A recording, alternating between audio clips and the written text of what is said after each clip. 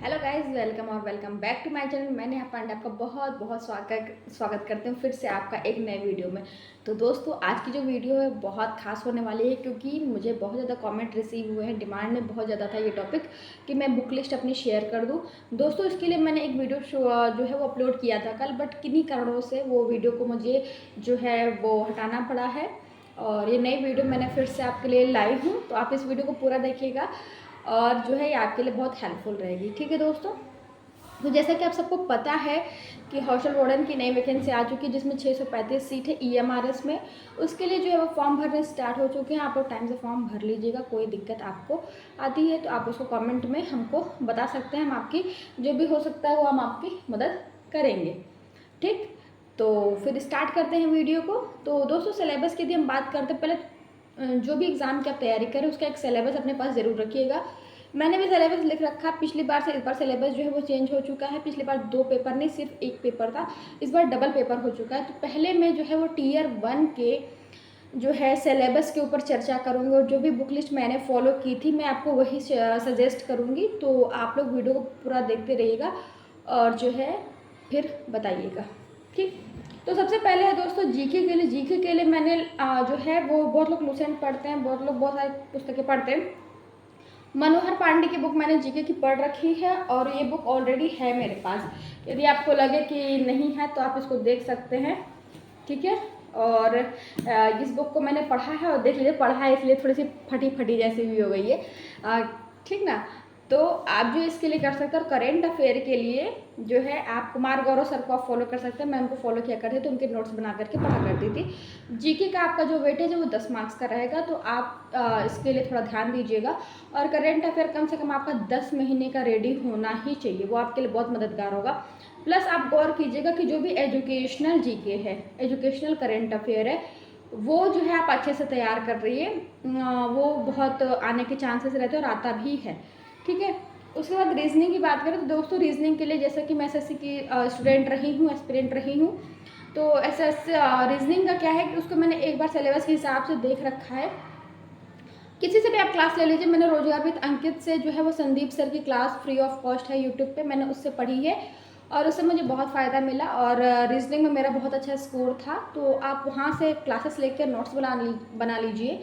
फिर आप लगातार प्रैक्टिस कीजिए। आप किसी भी टेस्ट को दे सकते हैं, लगातार प्रैक्टिस कर सकते हैं जिससे कि आपको रीजनिंग अच्छी हो जाएगी। मेरे पास रीजनिंग के अभी फ़िलहाल में बुक नहीं है और मेरे पास एक बुक थी, मतलब मैं एसएससी के स्टूडेंट रही हूँ तो पिनाकल की जो है ना वो प्रीवियस ईयर आती है, तो वो मेरे पास है। तो आप उसी को मान लीजिए, किसी भी पुस्तक को आप मान लीजिए जिसमें भी आपका सिलेबस दिया हुआ है, आप उसको एक बार क्लास कर लीजिए, नोट्स बना लीजिए, फिर प्रैक्टिस करते रहिए। ज़रूरी नहीं कि आप बुक ले, बुक की बहुत खास ज़रूरत नहीं पड़ेगी रीजनिंग के लिए। ठीक है, फिर उसके बाद रही कंप्यूटर की आईसीटी का क्या है, 15 नंबर का क्वेश्चन आपका आने वाला है, जिसके लिए मैंने जो है वो एग्जामपुर चैनल है उस पर मैंने प्रीति मैम की जो है वो प्लेलिस्ट थी कंप्यूटर की, मैंने उससे पढ़ाई की हुई थी जिससे कि मुझे बहुत फ़ायदा मिला। उससे मेरे इतना अच्छा मेरा कंप्यूटर का रहा है कि 20 नंबर का मेरे टाइम पे क्वेश्चन आया था ईएमआरएस के लिए और 20 में 20 सवाल मेरे सही थे।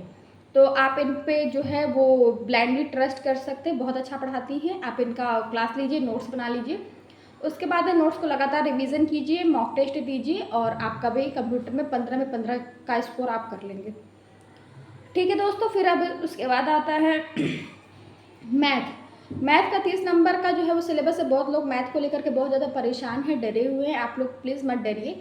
सिलेबस में आप देखेंगे तो बस आपको अर्थमेटिक का जो है वो पोर्शन देखने को मिलेगा। अर्थमेटिक के पोर्शन में बहुत अच्छे टॉपिक्स होते हैं, जैसे average, percentage, profit and loss, compound interest, simple interest, time and work, time and distance. ये सब बहुत मतलब अच्छे टॉपिक है, बहुत कठिन नहीं होते। बस ये है कि आप एक बार अच्छे से क्लास लीजिए, उसके बाद आप उनकी निरंतर प्रैक्टिस करिए। मैंने जो है वो मैथ्स के लिए जो पिनाकल की बुक ले रखी है, ज़रूरी नहीं कि आप इस किताब को लें, मैंने जो पढ़ी है मैं आपको वो दिखा रही हूँ। ठीक, मेरे पास किरण की भी बुक है बट अभी मैं जॉब पे हूँ तो मेरे पास नहीं, मेरे घर पे है वो। ठीक है, तो आप इसको कर सकते हैं। क्योंकि मैं एसएससी के एस्पिरेंट रही हूँ ना, तो इसलिए मेरे पास एसएससी की बुक जो है वो आपको ज़्यादा देखने को मिलेगी और सिलेबस सेम था। तो मैंने एकलव्य ये हमारे से स्कूल के लिए मतलब इसके एग्ज़ाम के लिए कोई भी अलग से बुक नहीं ली थी, मेरा इससे काम बहुत अच्छा हो गया था। और मैथ्स के लिए क्या है कि मैंने रोजगार विद अंकित से ही, पहले तो मैं अंकित भाटी सर से पढ़ा करती थी जो उस चैनल के फाउंडर हैं, और उसके बाद जो है वो मैं राहुल तेवतिया सर उसी पे पढ़ाते हैं, मैंने उनकी पूरी क्लासेस ली हैं और उससे मेरा मैथ्स जो है ठीक रहा है। तो आप भी उनको फॉलो कर सकते हैं, किसी भी आप यूट्यूब चैनल को आप फॉलो कीजिए, नोट्स बनाइए, लगातार प्रैक्टिस कीजिए, आपका भी मैथ्स बहुत अच्छा हो जाएगा। उसके बाद आप जो है वो डेली प्रैक्टिस कीजिए, प्रैक्टिस आपको बहुत करनी है। जैसे फॉर एग्जांपल ये बुक की मैं बात करूँ तो कोई भी चैप्टर उससे बहुत सारे क्वेश्चन दिए रहते, कई टाइप के दिए रहते, तो आप इसको कर सकते हैं और प्रीवियस ईयर है तो भी आपको बहुत मददगार होगा, है ना। तो आप कोई भी बुक ले सकते हैं, मेरे पास जो है वो मैं आपको दिखा रही हूँ, ऐसा कुछ भी नहीं है कि आपको यही लेना है, ठीक। फिर उसके बाद हमारे पास 30 नंबर का जो है वो लैंग्वेज का जो है वो पोर्शन है। 30 नंबर के लैंग्वेज के पोर्शन में क्या है, 10 नंबर की इंग्लिश है, 10 नंबर की हिंदी और 10 नंबर का रीजनल लैंग्वेज है। रीजनल लैंग्वेज आप बहुत सावधानी से लीजिएगा, क्योंकि आप जब सेलेक्ट हो भी जाएंगे तो भी आपको डिपार्टमेंट में आने के बाद जो है रीजनल लैंग्वेज का टेस्ट आपको क्वालिफाई करना ही पड़ेगा, है ना। मैंने अपने टाइम पे जो है हिंदी लिया था, उसका मुझे बहुत लाभ मिला। एक तो हिंदी मुझे पसंदीदा विषय भी रहा है, दूसरी चीज़ ये रही है कि हिंदी की वजह से जो है वो पोस्टिंग भी सही मिली है। छत्तीसगढ़ राज्य में मैं अभी कार्यरत हूँ और जो है मेरा स्कोर भी अच्छा रहा है और टेस्ट भी होगा तो मेरे लिए बहुत इजी हो जाएगा उसको क्वालिफाई करना, ठीक है। तो आप भी ऐसा ही रीजनल लैंग्वेज लीजिएगा जो कि आपको कंफर्टेबल हो, है ना। फॉर एग्जांपल यदि आप मराठी क्षेत्र में रहते हैं बट मराठी भाषा आपकी रीजनल लैंग्वेज नहीं है, या फिर भाषा तो आप बोल लेते हो बट उसके प्रश्न आप नहीं कर पाएंगे, तो वो आपके लिए बहुत प्रॉब्लम कर सकता है। उससे अच्छा है कि आप हिंदी ले लीजिए। यदि आपका जो स्कोर अच्छा रहेगा, सब कुछ ठीक रहेगा, तो आपको महाराष्ट्र में भी पोस्टिंग मिल सकती है ना। ऐसे तो है हमारे साथी जो कि पोस्टेड है, गुजराती उनकी भाषा नहीं है लेकिन वो फिर भी गुजरात में पोस्टेड है, ठीक। तो ये सब दिक्कत जो है वो नहीं आनी चाहिए। थोड़ा सा आप भाषा का चयन बहुत सोच समझ के कीजिएगा, क्योंकि कहीं ना कहीं आपकी पोस्टिंग में वो जो है बहुत सहायक रोल निभाता है, ठीक है। और हिंदी के लिए जो है यदि मैं बात करूँ, हिंदी और रीजनल लैंग्वेज, क्योंकि मेरी हिंदी थी दोनों 20 नंबर का, मान लीजिए 30 नंबर से में से 20 नंबर का मैंने हिंदी ऑप्ट किया था, 10 नंबर का इंग्लिश ऑप्ट किया था। तो उसके लिए जो है वो आदित्य पब्लिकेशन की बुक मैंने पढ़ी हुई है। आदित्य पब्लिकेशन की बुक बहुत अच्छी है और इसको पढ़ करके ना मैंने जो है वो EMRS को क्वालिफाई किया, इसके पहले मैंने बहुत सारे एग्जाम क्वालिफाई किए जिसमें से कि UPSI, उसमें भी मेरा बहुत अच्छा स्कोर है। उसी समय की मैंने ये पुस्तक खरीदी थी, ये मेरे फिर काम आती गई और अभी भी मेरे साथ है, ठीक है। या फिर जो भी मैंने एग्ज़ाम दिया है जिसमें कि हिंदी का रोल रहा है, तो उसमें जो है आदित्य पब्लिकेशन बुक ने मेरी बहुत मदद की है। तो आप भी जो है इस पुस्तक को ले सकते हैं, कोई दिक्कत नहीं है। यदि आप कोई और पुस्तक कहते हैं जैसे लूसेंट वगैरह भी आते हैं तो आप उसको भी ले सकते हैं, ठीक है। कोई कुछ ऐसा नहीं कि जो मैंने पढ़ा आप वही पढ़ो, बस मैं आपको दिखा रही हूँ कि हाँ मैंने ये पढ़ी है किताबें। उसके बाद दोस्तों इंग्लिश के लिए देखिए, वोकैबुलरी के लिए मेरे पास ब्लैक बुक थी। आप कोई भी एक ऐसी बुक ले लीजिए जिसमें कि वोकैब भी हो और ग्रामर भी हो, ताकि आपकी प्रैक्टिस अच्छी हो सके। क्योंकि वोकैबुलरी में क्या है ना, ब्लैक बुक में तो इसमें सिर्फ और सिर्फ वोकैब है, और इसके कोर्स के लिए यदि आपकी इंग्लिश ठीक है तो आप बस टेस्ट दीजिए।